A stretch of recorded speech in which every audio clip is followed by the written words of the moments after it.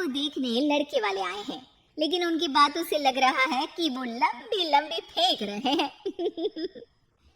हमारे यहाँ 5 कार हैं, 7 बाइक्स हैं, फिर भी हम बस से आए हैं।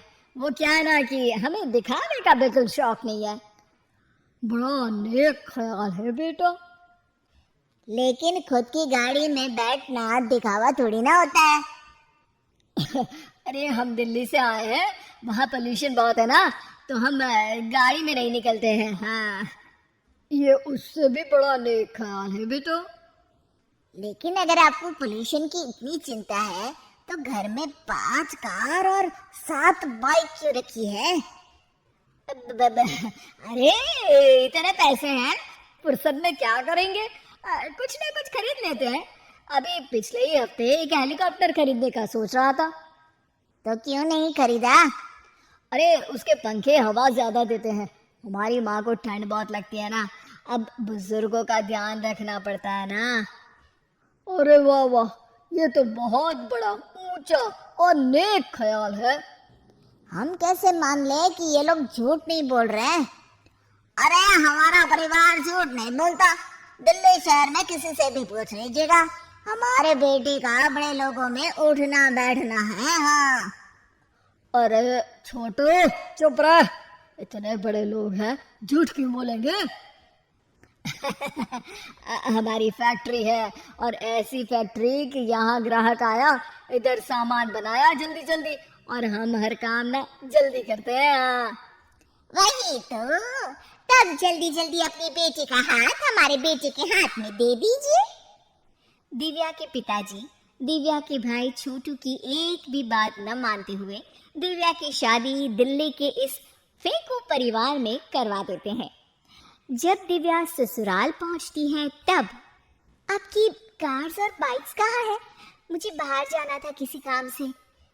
कार और बाइक्स? कौन सी कार और बाइक्स? अरे जब आप मुझे देखने आए थे तो कहा था ना कि आपके यहाँ 5 कार्स हैं और 7 बाइक्स हैं। हाँ हाँ, उस दिन थी, आज नहीं है। है? आज कहाँ गई? अरे जिनकी थी वो ले गए। मतलब वो आपकी नहीं थी? आपने तो कहा था हमारे घर पर है। हाँ घर पर थी, बाबूजी का एक पार्ट टाइम काम है, कार और बाइक धोने का। उस दिन घर पे 5 कार और 7 बाइक्स थी तो बोल दिया था। अरे झूठ थोड़ी ना बोला है, जैसा था वैसा बोल दिया। और वो हेलीकॉप्टर खरीदने वाली बात, वो झूठ थी क्या?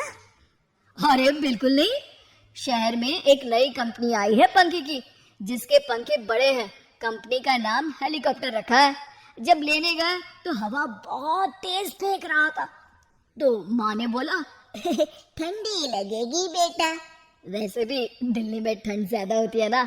झूठ कहाँ बोला मैंने, जैसा था वैसा बोल दिया। हे भगवान, और वो फैक्ट्री वाली बात, इधर ग्राहक आया उधर सामान तैयार। अरे वो भी तो बिल्कुल सही है, मेरा ना पानी पूरी का ठेला है, इधर ग्राहक आता है उधर पानी पूरी बना देता हूँ। अरे झूठ कहाँ बोला, जैसा था वैसा बोल दिया। हे राम, मेरे तो कर्म फूट गए। आपने तो कहा था कि आप लोगों का बड़े लोगों में उठना बैठना है। अरे है तो, पहले मैं बहुत बड़े लोगों के यहाँ नौकर था, जब भी कोई गलती करता तो वो मुझसे उठक बैठक लगवा देते। हो गया ना बड़े लोगों में उठना बैठना। दिव्या अपने साथ हुए धोखे पर रोने लगती है और ठान लेती है कि वो ससुराल वालों को लाइन पर ला कर ही रहेगी और उनकी ये झूठ बोलने वाली आदत छुड़वा कर रहेगी। आप लोग खाने में क्या लेंगे? करेला खा लूंगा। अरे मुझे तो टिंडे खाने हैं। कद्दू खाऊंगा। अच्छी बात है, खाने की टेबल पर मिलते हैं। शाम को जब सब खाने की टेबल पर मिलते हैं तो सब देखते हैं कि टेबल पर प्लेट्स में एक पूरा और कच्चा कद्दू रखा है, कच्चा करेला रखा है और कच्चे टिंडे भी रखे हैं। बहू, ये सब क्या है? ससुर जी के लिए करेले, आपके लिए टिंडे और श्रवण जी के लिए कद्दू। अरे वो तो दिख रहा है, लेकिन ये पकाया क्यों नहीं है? आप लोगों ने पकाने को तो नहीं कहा था, बस मैंने पूछा था क्या खाएंगी, तो आपने ये कहा था कि करेले, टिंडे और कद्दू खाने वाले हैं। ये क्या मजाक है दिव्या, तुम झूठ बोल रही हो। अरे मजाक कहाँ है, आपने कहा कद्दू खाएंगे तो खाइए, ऐसे थोड़ी ना कहा था कि पका हुआ खाएंगे। और वो आप क्या कहते हैं, जैसा था वैसा बोल दिया, झूठ कहाँ बोला मैंने। दिव्या की बात सुनकर, समझकर सब शर्मिंदा हो जाते हैं और उन्हें अपने किए और झूठ बोलने की आदत पर पछतावा होता है। दिव्या समझदारी दिखाते हुए उन्हें सच के रास्ते पर चलने और किसी से मजाक में भी झूठ ना बोलने की सीख देती है और उनके काम में मदद करके उनके काम को और बड़ा बनाने में मदद करने लग जाती है।